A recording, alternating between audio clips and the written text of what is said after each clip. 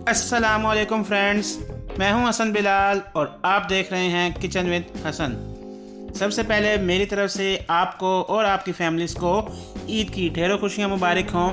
और ईद स्पेशल में मैं आपके लिए लेके आया हूं बीफ की बहुत ही लाजवाब और बहुत ही मज़ेदार रेसिपी।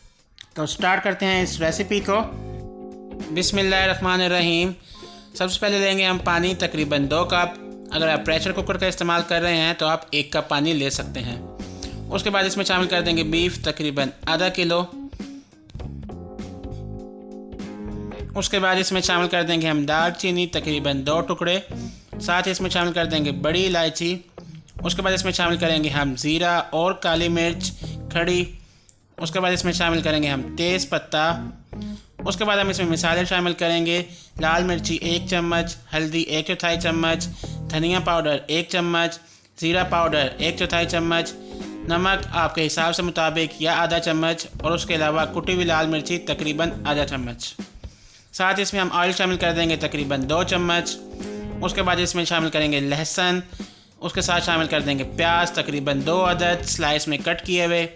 उसके साथ शामिल कर देंगे इसमें टमाटर, तकरीबन 2 अदद स्लाइस में कट किए हुए।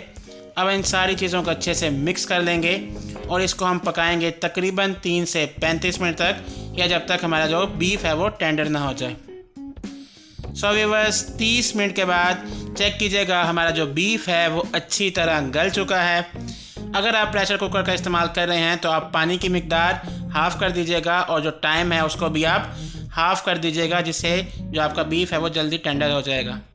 अब हम इसको अच्छी तरह भून लेंगे कि जैसे लहसुन के जवे नज़र आ रहे हैं, तो भूनने से ये सारी चीज़ें जो है वो ख़त्म हो जाएंगी। तो अच्छे से आपने इसको भून लेना है। उसके बाद इसमें हम शामिल कर देंगे ऑयल, तकरीबन आधा कप। ऑयल शामिल करने से जो आपका जो बीफ है वो अच्छी तरह भुन जाएगा। इसमें जो कसर रह गई है, जैसे प्याज या टमाटर या लहसुन जो नज़र आ रहा है, वो अच्छे से ख़त्म हो जाएगा। आपकी भुनाई अच्छे से हो जाएगी और लुक भी अच्छी सी क्रिएट हो जाएगी। उसके बाद इसमें शामिल कर देंगे हम ग्रीन चिलीज़, तकरीबन 3 से 4 अदद, और साथ ही इसमें हम शामिल कर देंगे धनिया के पत्ते, और इसको अच्छी तरह हमने भून लेना है। तकरीबन 4 से 5 मिनट के लिए आपने हाई फ्लेम पर इसको अच्छी तरह भूनते रहना है। आपने चम्मच इसमें लाजमन साथ साथ हिलाते रहना है।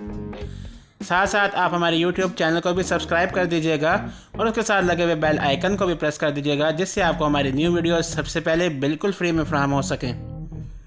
सो व्यूअर्स, हमारा जो बीफ है वो अच्छी तरह टेंडर हो चुका है, अच्छी तरह भून चुका है।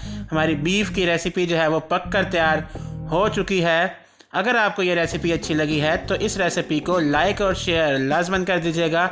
ये आपकी तरफ से एक एप्रिसिएशन और एक मोटिवेशन हमें फराहम होती है कि हम न्यू वीडियोस आपके लिए लेकर आया करें। सो मैं मिलूँगा आपसे नेक्स्ट वीडियो में एक न्यू रेसिपी के साथ।